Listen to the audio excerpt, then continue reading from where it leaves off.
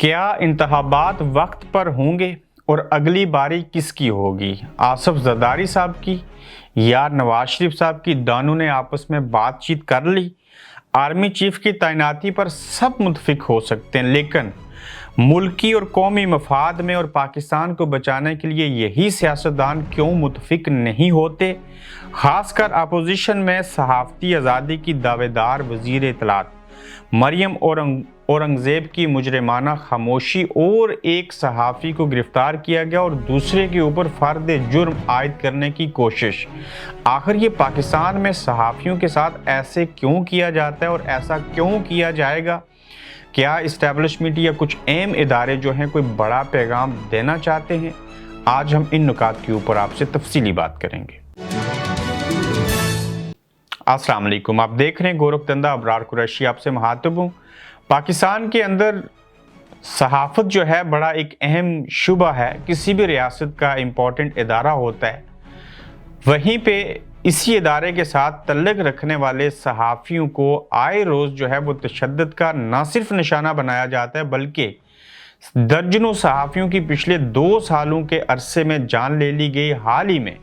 ارشد شریف ایک بڑا کیس جن کے بارے میں تمام لوگوں کو سانپ سونگھ گیا اور ان کو انصاف تک بھی نہ مل سکا اور کوئی پتہ نہیں کس نے کیوں اور کیسے مارا۔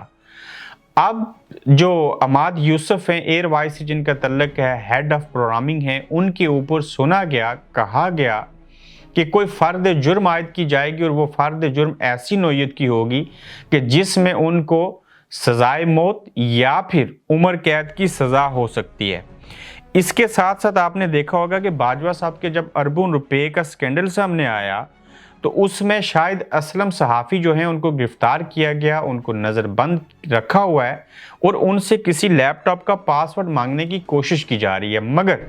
جب یہ مریم اورنگزیب ہوں یا کوئی بھی سیاسی جماعت ہو، جب یہ حکومت میں ہوں ان کے رویے کچھ اور ہوتے ہیں، اور جب یہ اپوزیشن میں ہوتے ہیں تو ان کو صحافت کی آزادی اور صحافیوں کی آزادی کی فکر لاحق ہوتی ہے، مگر جب حکومت میں ہوتے ہیں تو یہ اپنی ہی چیزوں کو بھول جاتے ہیں۔ آخر ان کو کیوں سانپ سونگھ گیا کہ شاہد اسلم کے اوپر یہ نہیں بولے، یہ عماد یوسف کے معاملے کے اوپر نہیں بول رہے؟ میں داد دوں گا جو افضل بٹ صاحب ہیں، انہوں نے باضابطہ طور کے اوپر احتجاج بھی کیا، کر بھی رہے ہیں، اور ہمیشہ انہوں نے صحافیوں کے حق میں آواز بلند کی ہے اور کرتے بھی رہے ہیں اور آج بھی کر رہے ہیں۔ لیکن حکومت کا اس کے اوپر نہ بولنا، جس حکومت کے انڈر آتا ہے FIA کا ادارہ، جس انٹیریئر منسٹر جو ہے وہ حکم دے تو ساری چیزیں ہوتی ہیں، تو وہی لوگ جو ہیں وہ نہ صرف خاموش ہیں بلکہ صحافیوں کی جان کی حفاظت اور ان کو ان کے حقوق دینے کے اصول کے لیے بالکل خاموش تماشائی بنے ہوئے ہیں، اور پھر اسی میڈیا سے وہ یہ توقع کرتے ہیں کہ وہ اچھا کام کریں، طریقے سے کام کریں، سلیقے سے کام کریں۔ جہاں پہ ہم حکومتی لوگوں کے اوپر، حکومتوں کے اوپر، اداروں کے اوپر تنقید کرتے ہیں، وہیں پر ہم خود میں صحافی ہوتے ہوئے صحافیوں پہ بھی تنقید اس لیے کرنا چاہوں گا کہ یہ ہمارے ٹی وی چینلز پارٹی بنتے ہیں، پارٹی بن جائیں، کوئی آر نہیں، مان لیا کوئی گناہ نہیں، لیکن اس کی بھی تو کوئی حد ہوتی ہے۔ پھر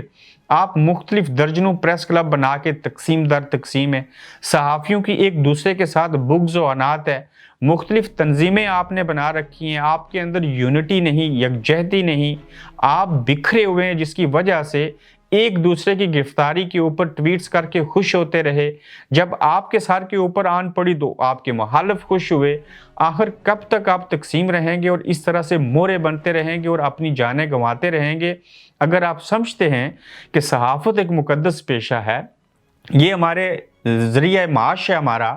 ہمارے اوپر کچھ ذمہ داریاں ہیں، ریاست کا ایک بڑا مضبوط پلر ہے، تو کم از کم صحافیوں کو مضبوط اور یکجا ہونا پڑے گا، اور مضبوطی اسی میں ہے جب آپ کے اندر اتحاد اور یکجہتی ہوگی، ادروائز آپ کو تقسیم در تقسیم کر کے آپ سے کام لیا جائے گا، اور جب آپ بولیں گے حدود اور قیود کے اندر رہ کے تو آپ کے اوپر سختیاں بھی آئیں گی، آپ کی جان بھی جائے گی، آپ جیلوں میں بھی جائیں گے۔ ہاں، اگر کوئی صحافی ملک اور قوم کے وقار کے خلاف بات کرتا ہے تو اس کو ضرور پوچھا جائے، لیکن عماد یوسف تو ہیڈ آف پروگرامنگ تھے، انہوں نے تو کچھ کہا بھی نہیں، کچھ کیا بھی نہیں، بات تو جو گل صاحب ہیں انہوں نے کی تھی۔ پھر اعظم سواتی صاحب تھے، ان کے ساتھ جو دوسرے سے ارشد شریف، وہ تو دنیا سے چلے گئے، پھانسی لگانا تھا تو کسی اور کو لگائیے، لیکن عماد یوسف کو کوئی ایگزامپل سیٹ کر کے باقیوں کو خوف دلانے کی کوشش کرنا، یہ کسی اسلامی اور خاص کر جمہوری ملک کے اندر میرے خیال سے بہت غلط چیز ہوگی، اور اس کے اوپر آج حکومت میں موجود لوگوں کو اور ایون اپوزیشن میں بیٹھے سیاستدانوں کو بولنا پڑے گا،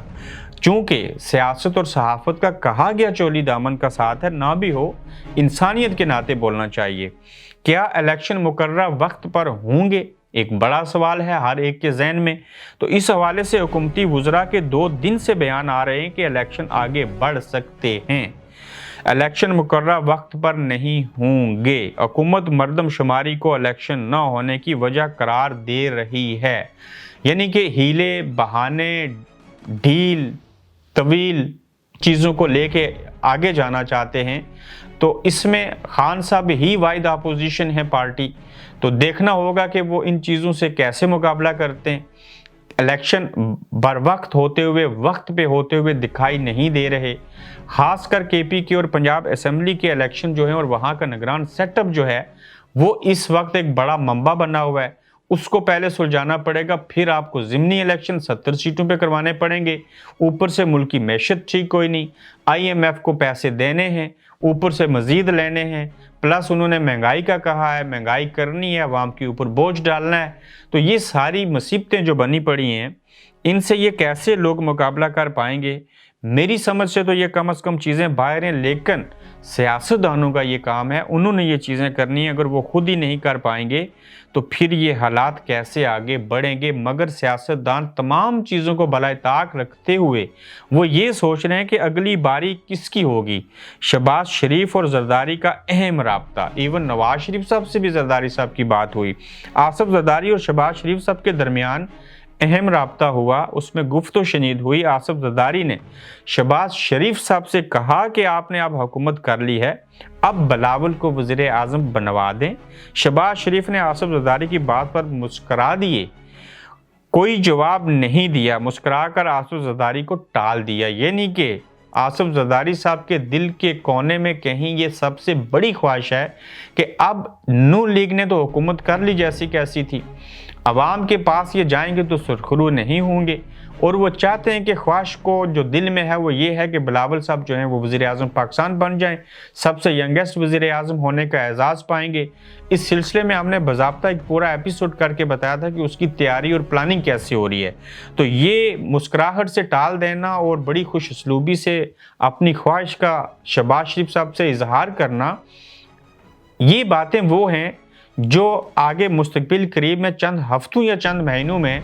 پاکستان پیپلز پارٹی اور مسلم لیگ نون جو ہیں وہ بالکل آمنے سامنے آ کے کھڑی ہوں گی۔ اب تو یہ اسٹیبلشمنٹ کے خلاف باتیں کر رہے ہیں، حکومت کے اندر رہتے ہوئے ایک دوسرے کی ٹانگیں کھینچنے کی کوشش کر رہے ہیں، اور جب خواہشوں کو امپلیمنٹ کروانے کی کوشش کریں گے تو ڈیفینیٹلی یہ آگ اور پانی والی بات ہے پاکستان پیپلز پارٹی اور مسلم لیگ نون کا ایک ساتھ چلنا۔ تو دیکھتے ہیں کہ یہ کب ایک دوسرے کے طرف اپنی اپنی توپوں کا رخ کرتے ہیں، تو کیا بلاول زرداری وزیر اعظم بنیں گے یا شہباز شریف مسکرا کے ٹالتے رہیں گے اور اپنی پارٹی کو آگے اقتدار میں لانے کی کوشش کریں گے، یا یہ دونوں پیچھے رہ جائیں گے اور پورا جو ہے وہ عوامی طاقت کے ذریعے عمران خان کے نام نکلے گا؟ بہرحال اس کا فیصلہ عوام کر سکتے ہیں، وہی ووٹ دیں گے، انہی کے ذریعے ہی فیصلہ ہوگا۔ آرمی چیف کی تعیناتی ہو تو سب متفق ہو جاتے ہیں، کیا پاکستان کو بچانے کے لیے یہ متفق نہیں ہو سکتے؟ یقیناً مجھ سمیت آپ لوگ بھی یہ بات سوچتے ہوں گے۔ کسی بھی پارٹی سے، کسی بھی سیاسی شخصیت کے ساتھ بغض اور عناد یا پیار محبت رکھنے سے عاری ہوتے ہوئے اگر آپ یہ بات سوچیں تو آپ کے ذہن میں یہ جو سوال اٹھتا ہے کہ یہ لوگ جو ہیں آرمی چیف کو جب لگانا ہو تو سارے یکجا ہو جاتے ہیں، چونکہ یہ چاہتے ہیں کہ ہم اسٹیبلشمنٹ کو کچھ دے سکیں، کسی بہانے ان کو خوش کر سکیں، تاکہ ہمارے ان کے ساتھ مراسم اچھے رہیں اور کل ہم ان سے فائدہ لے سکیں۔ لیکن اسٹیبلشمنٹ جب بھی نیوٹرل ہو جاتی ہے تو یہ لوگ پھر ان کو دعوت دیتے ہیں کہ آپ آئیے، مداخلت کیجئے۔ مثال کے طور کے اوپر آج جب وہ عمران خان کے ساتھ مذاکرات کر رہے ہیں اور ان کو کہہ رہے ہیں ایسی ایسی چیزیں کریں، روک رہے ہیں، منع کر رہے ہیں، وہ ان کی سپورٹ نہیں کر رہے، تو جب عمران خان یہ بات سن لیتے ہیں पार्लियामेंट में वापस जाने का फैसला करते हैं तो एस्टेब्लिशमेंट की सोचों के इरादों के बरखिलाफ पहले कहते हैं एक एक को बुला के इस्तीफा देने की वजह पूछेंगे और फिर करेंगे, फिर कहते हैं हम इनको वेलकम करते हैं और उससे पहले सैकड़ों बार कह चुके हैं कि आप वापस आ जाइए। यही जमहूरियत का हुस्न है कि पार्लियामेंट के अंदर बैठ के हम अपने मसाइल और बाकी चीज़ों को डिस्कस करें और अवामी मफाद आमा की बातें करें। आप आइए और अपोजिशन कीजिए और फिर वही लोग जो हैं वेलकम करते हैं एक तरफ, और दूसरी तरफ जो है वो राजा परवेज अशरफ बतौर स्पीकर अपनी ही बातों से इनराफ करते हुए पहले 35 और फिर 35 इस्तीफे मंजूर करके गुज़श्ता रोज 70 लोगों को जो है वो ज़िमनी इलेक्शन की तरफ लेके जाते हैं। तो एक तरफ आप मुल्क के 65% हिस्से में पंजाब और KPK में इलेक्शन करवाएंगे और प्लस 70 और करवाएंगे तो ये तो 85% बन जाएंगे। तो ऐसी सूरत हाल में कौमी इंतखाबात करवा लेना ही बेहतर है। मगर इन तमाम लोगों को ये लगता है कि आज अगर हमने इलेक्शन करवाए, धांधली भी कर ली, अपने इलेक्शन कमिश्नर को इस्तेमाल भी कर लिया, अपनी ब्यूरोक्रेसी को भी साथ मिला लिया, तो उसके बावजूद हमारे पोलिंग स्टेशन शायद खाली हों और इमरान खान जो है वो हमारे ऊपर सबकत ले जाएं। तो ये खौफ है, ये डर है, चूंकि असल ताकत जो है वो अवाम ताकत का सरचश्मा होते हैं, अवाम इनके साथ नहीं है, जिसकी वजह से ये किसी भी नुक्ते के ऊपर मुतफिक नहीं होते। और इस्टेब्लिशमेंट का किरदार इस सारे अमल में क्या होगा? क्या ये मुल्क और कौम के मफाद में कुछ फैसले करेंगे? जैसे आर्मी चीफ के मौके के ऊपर इकट्ठे हो जाते हैं, एक्सटेंशन खुशी से देने की कोशिश करते हैं, सारी चीज़ें होती हैं। तो लेट्स सी क्या होता है। अपना फीडबैक ज़रूर दीजिएगा, अपना ख्याल रखिएगा और अगले एपिसोड में मज़ीद नई खबरों के साथ फिर से आपसे मुलाकात होगी। अल्लाह हाफिज़। आप देख रहे हैं गोरखधंधा अब्रार कुरैशी के साथ।